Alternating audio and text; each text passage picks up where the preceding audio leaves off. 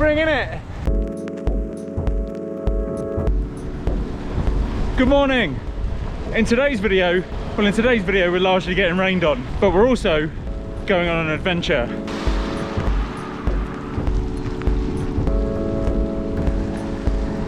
Good news on today's ride. Stuart's back. Hey! Didn't get drunk last night. That always helps.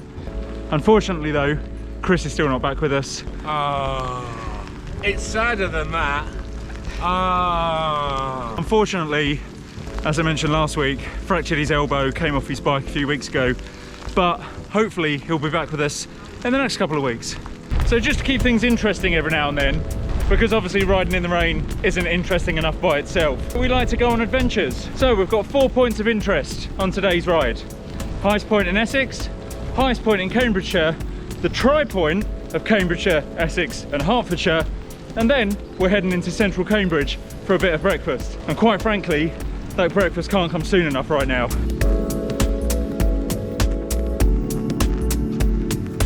I bet you're glad you joined us now. What are we doing? What are we doing? Interesting fact about the highest points in Essex and Cambridgeshire is that they're only about 2 miles from each other, so they're very easily accessible. And I only learned that fact when looking at the fantastic planning app that I use called Komoot. Now before I go into the rest of this video, I should point out I am in no way sponsored by Komoot. They haven't paid me, and any money that I've spent on the website has all been entirely my own. But I just think it's a great little service for cyclists, hikers, walkers, runners, anyone who likes to get out and get active. Oh, and on a separate note, Komoot is a play on words of commute and KOM. I only realised that recently, having used the app for 2 years. Now the first thing to mention is how easy it is to set up a quick route. You put your start and end points in, and it quickly throws up a direct route between the two. So if all you're after is a quick ride out and back, it's perfect. And from there, you can pull your route apart to make it longer and add extra waypoints as you see fit. Now, as you're pulling the route around, you'll notice little red points all over the map. And these are points of interest added by other users. It could be a nice little cafe or pub to stop at, a nice downhill section, or just a beautiful bit of scenery that you might want to check out. And that actually leads me on to the next feature, which is the community. Now Komoot is built to plan and share your routes, not only with your friends, but also on the Discover tab of the website.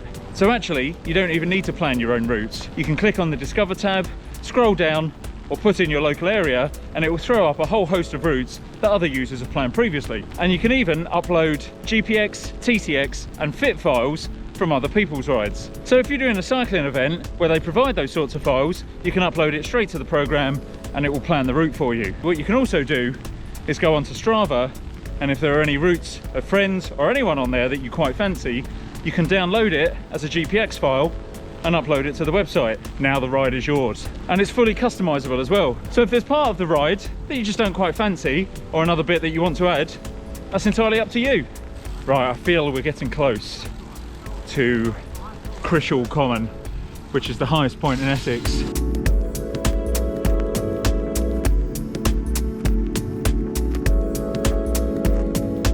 So on a side note, while you're watching this, let me know in the comments below if you'd be stupid enough to come out in weather like this.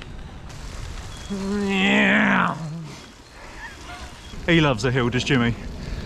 This can't be the highest point, because I can see a hill. Did I tell you I did PE and geography? My degree course. Right, I think Crishall Common is that copse at the top there, and I think that is the highest point. Is everyone having fun? The beatings will continue until morale improves. Are we on a road? Or is this just a dirt path? A dirt path. Gravel territory. This is gravel territory. I feel like a gravel bike might be more suitable on this road. And on that point, watch this space in a couple of weeks. You might see some gravel content coming up. So here we are, Crishall Common. I am officially the highest man in Essex. Okay, this is the oxygen. The oxygen's really thin up here, isn't it? It's like we've just climbed Alpe d'Huez. Right, well that's Crishall Common. On to Great Chisel. Is it supposed to sound like that? That is like fingernails down a blackboard. It's a good job you haven't got carbon wheels. They'd be in pieces by now.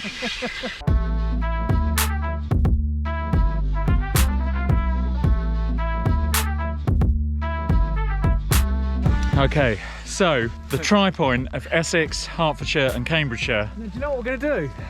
Rallycross. Never fucking idea, Jim. The tri-point of Essex, Cambridgeshire and Hertfordshire is at the bottom of this field. Now last time we did this, it was a lovely, well it wasn't a summer's day, it was a winter's day, but it was lovely and sunny and the field was nice and hard. Today it's waterlogged and Jimmy has decided to do some cyclocross. All right, let's go. I'm gonna try riding. Oh, I'm coming by. This is probably a bird. Oh no, I shouldn't have done that. What are we doing, Jimmy? What are we doing? Now I hope you're appreciating this content that I'm bringing you and the lengths I'm going to for it. If this ain't worth a like and subscribe, I don't know what is. I can see me going in that ditch. I can see it happening. Nearly there, Jimmy, nearly there. We've got to go back yet.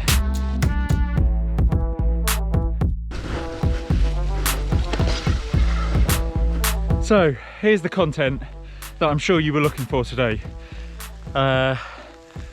Here's a ditch.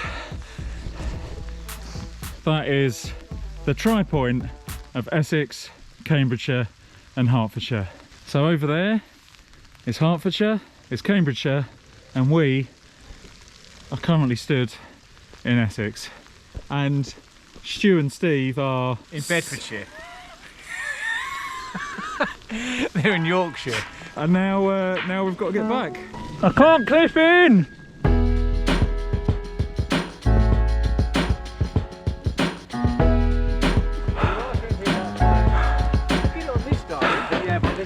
How neither of us went in that ditch. Close.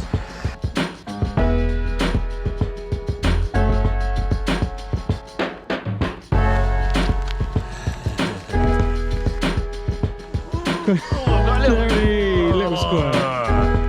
So talking of cyclocross and gravel, when you're planning your route, it actually lets you choose what specific activity you're doing and your own fitness level. Now once you have planned your route, it gives you loads of useful information about the roads you're going to be going on and the type of surface, from asphalt, dirt track, gravel, and it also tells you the average speed it thinks you're going to do and the amount of time it will take you based on the fitness level you choose.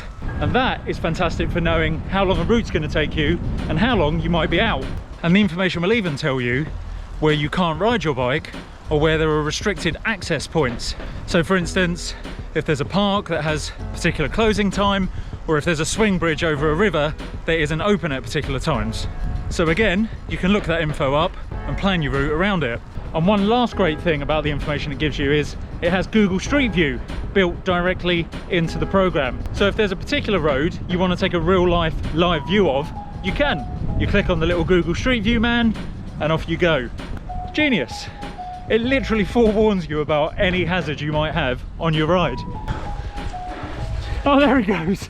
Jesus, man. He's like Didn't a even indicate. bloody cyclist. Oh, look what's coming up though. Dad coming over the hill. It's another hill. Right, I'm going to attack this one. All right, isn't it?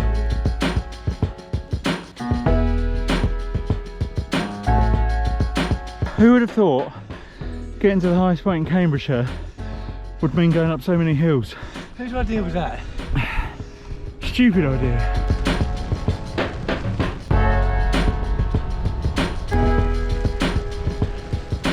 That'll be the highest point in Cambridgeshire, up there. Right.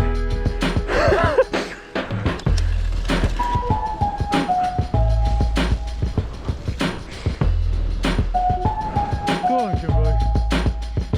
So this is the highest point in Cambridgeshire, Great Chisel. There's actually not much to see here, it's just a street. But we've done it anyway. Right, well, time for a cafe stop. So we've actually decided we're now not going to Cambridge. We're going to go to Saffron Walden, to our favourite cafe, because it is just, it's too wet and everyone's too cold. Are we good with that? I'm great with that. So I'm going to get on Komoot and plot us a new route back to Saffron Walden. Let's do it.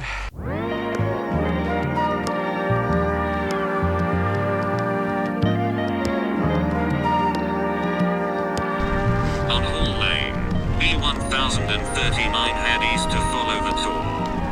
In 450 feet turn right onto Royston Road, B1039.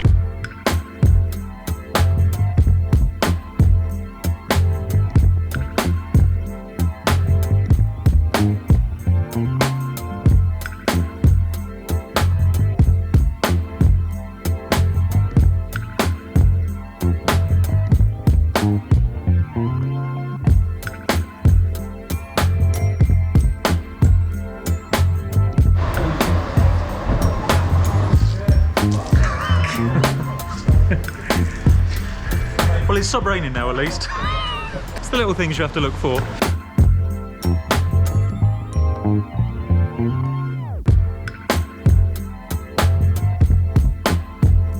So Komoot works on loads of different devices too. So Hammerhead, Garmin, Wahoo, bike computers and watches. So you plan your route, you save it to your profile and it immediately transfers over to your device. And even if you don't have a device, well, as you saw earlier, you can just use it on your phone. And the beauty of using it on your phone is that it will actually give you audible turn-by-turn instructions. Now, a bit of useless information for you, but the older ones among you, myself included, will recognise the voice immediately as John Briggs, who is the original voice artist for the Apple Siri voice in the UK. He's also the voice of the Weakest Link. I told you it was a bit of useless information, didn't I? So finally, we come on to the most important bit, because I know you're all wondering, how much does all this cost? Well, would you believe it's completely free?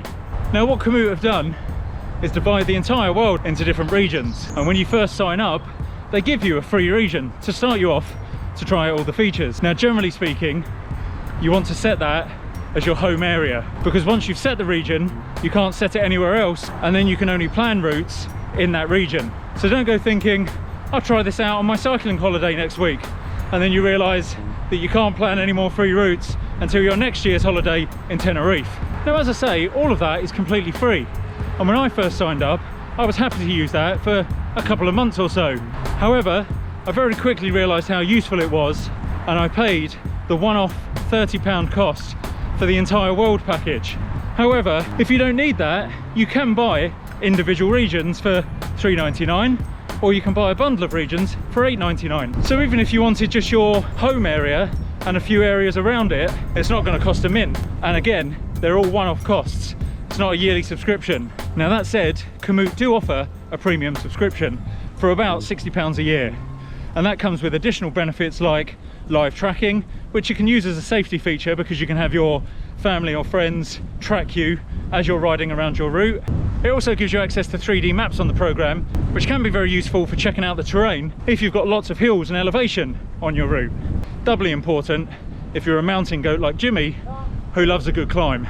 It gives you access to live on-tour weather reports and the ability to create multi-day or multi-stage planned routes. So if you're off on holiday for a week or so, you can plan all your routes in advance and you know exactly what you're going to be doing on any given day, which, if you're like me, a bit of an admin whore, is very, very useful. Oh, and finally, with the premium subscription, you get loads of discounts across hundreds of sports related suppliers. And who doesn't love a good discount? Now again, as I said at the beginning of this video, Komoot aren't sponsoring me for this, so I paid the £30 World Pack upgrade fully by myself. But it's come in really handy for planning routes around the UK, and definitely when Jimmy and I did the London to Paris last year.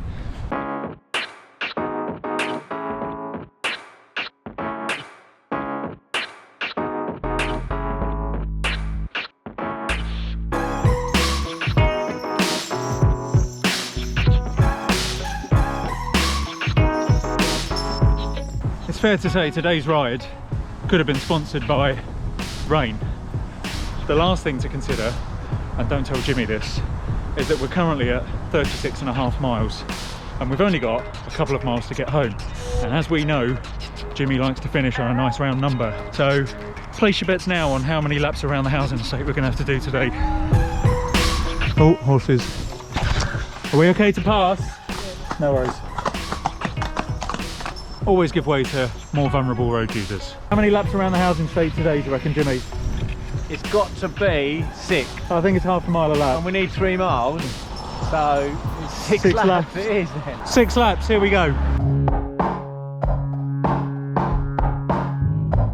Right, well, it ended up being about 8 or 9 laps in the end. I lost count after the first couple. But we've got the mileage done. We're now on 39.85 miles, so that'll be around 40 by the time we get home. Damn you and your round number finish.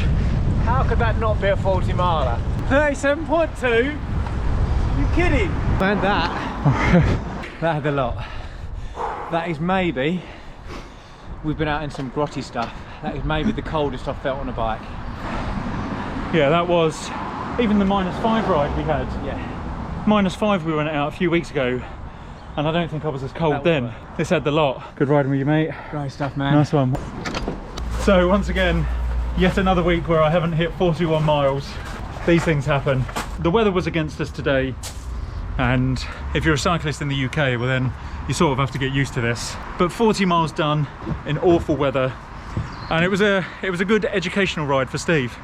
And as I pointed out to him earlier, if he can come out in this, then he can come out in almost anything. So yeah, it was a good ride and a good demonstration of how good Komoot can be. So yeah, give it a go, and I don't think you'll be disappointed. For now, gonna have to wash the bike down because she is in an awful state, and then have a nice warm shower. And I wouldn't say that that was our wildest ride ever, but it's probably not far off. So drop me a comment below, what's the wildest ride you've ever been on, because I want to know about it, and drop the Strava link to it as well, because I want to have a proper look at it. So yeah, thanks again for watching, guys, and hope you enjoyed this video, and I'll see you in the next one. Take care.